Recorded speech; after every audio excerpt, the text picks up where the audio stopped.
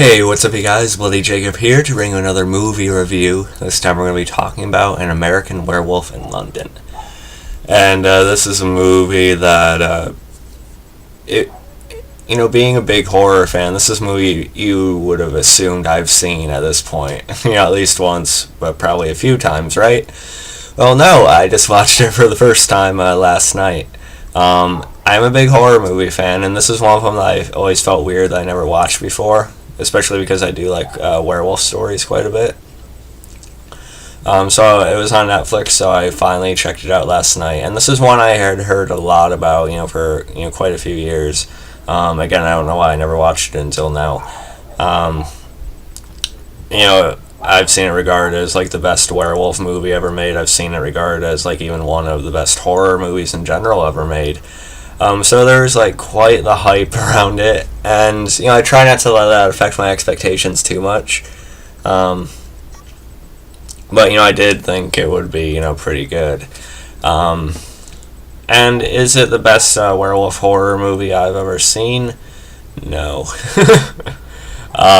It was all right. I'll be honest. There were some things I liked about it, but overall, when it finished, I was definitely underwhelmed. And let's see, let me let my dog out real quick. She's just a regular dog, don't worry.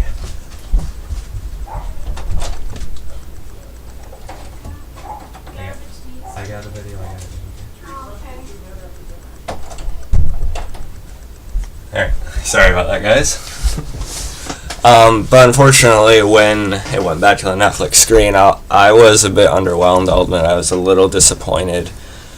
Like I was gonna say, there are some parts to it I liked, or more so just elements, I guess, specifically. But it's never good when you laugh during a part that's supposed to be scary or intense. And I know there are parts of this movie that's supposed to be a little bit more on the, less serious side. There are parts that are supposed to be like darkly comedic or more like not quite, but like almost like a spoof type of tone. But at the same time, there are parts that are genuinely supposed to be scary, and terrifying, and I never really felt that, honestly.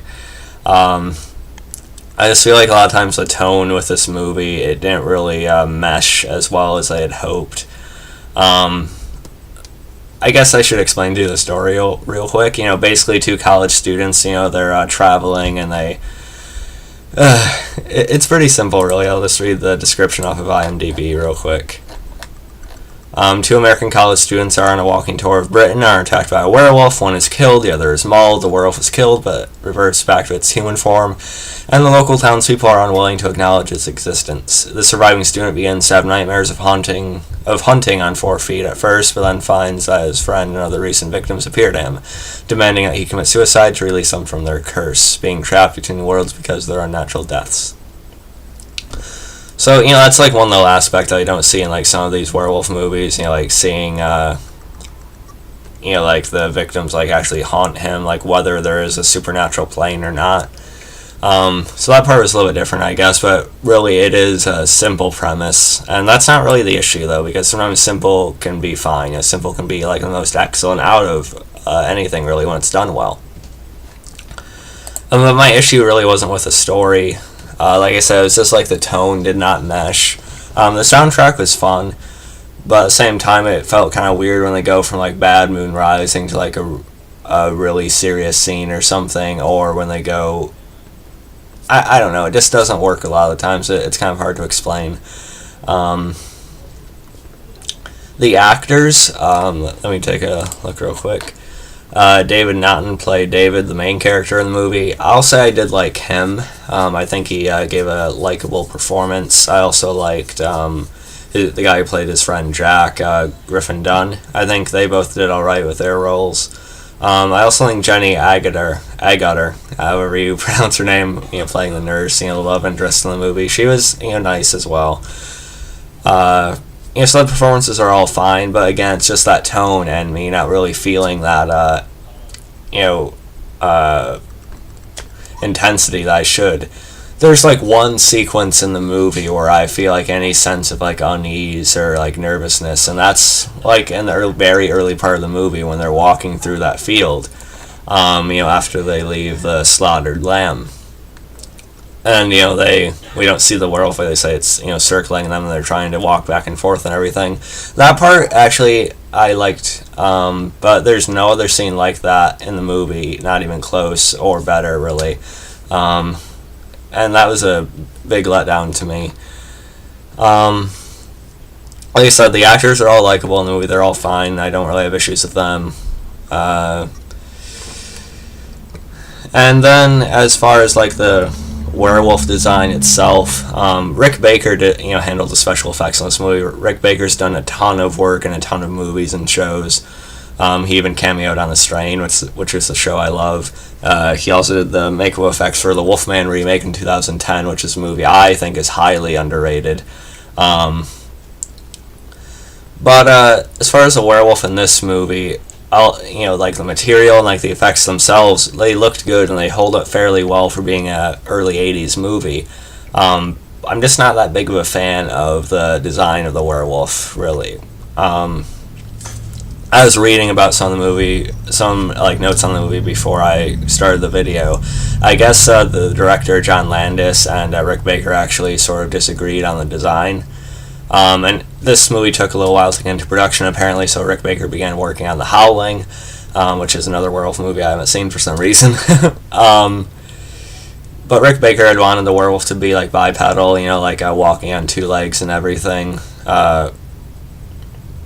Be a little bit, slightly more similar to like the Wolfman type of thing. Not quite like what he did in the 2010 movie eventually, but at least more on the same playing field as that. But I guess John Landis wanted like a four-legged dog from hell, basically, and that's what they ended up going with. I really think they should have gone with Rick Baker's design, which I think eventually went into The Howling a little bit, and then eventually the Wolfman and the Wolfman. I just didn't like the design John Landis went with, really. Like I said, the effects on it, they all look good. Like the material, like of the fur and everything, it looks pretty good. I just don't really like the design itself. So it looks a little bit goofy at times just because of the design, not because of the effects. So that part was a little bit disappointing as well. And then the ending. I do like the bond between David and Alex, but it does feel very rushed, like very fast, because they build up like this part of the lore that the werewolf can only be killed by someone he loves. And then they have nice moments together, and that I like how that developed, but they try to force both of them to start saying I love you, or they love each other just to set up that ending. And it didn't really feel earned like at all. I don't buy that they were in love with each other already. They just had a one night fling basically, and they were interested in each other, but that's about it. And the ending itself, it felt very anti-climactic. Really, he runs around the city. There's it's a little bit entertaining, but then they just end up cornering him in the alley, and then Alex tries to go to him, and there's like a moment where in werewolf form he doesn't attack, but then he lunges forward, and they all just shoot him, and he dies. And just the way the scene was done, there's no weight or impact to it. I felt Jenny Agutter did her best in the scene, I felt but at the same time it didn't really hit at all. I didn't feel any emotional impact from it or any anything really. It was just okay, it just felt like a really quick scene where it should have been the biggest part of the movie. So overall, An American Werewolf in London was disappointing. It wasn't bad. Just let down compared to everything I had heard previously. It's not the worst werewolf movie I've ever seen, but it's far from the best. I much prefer things like The Wolfman, the 2010 remake especially, Ginger Snaps, even Dog Soldiers, which I need to talk about sometime. But I didn't really like it too much, but it wasn't terrible. I'm gonna rate it about a C, honestly. A C isn't a terrible rating, mind you. It's a 70 something, right? So it's still good or fine technically, but with everything I heard about this movie, it should have easily been like a very high B plus or even an A, and it's nowhere near that. I'm just giving it a C. I feel bad saying that, but it is what it is, I guess. Let me know what you guys thought about An American Werewolf in London. How you think another shot of this movie would turn out, and so follow me on Facebook, Twitter, and I'll catch you guys next time. Peace.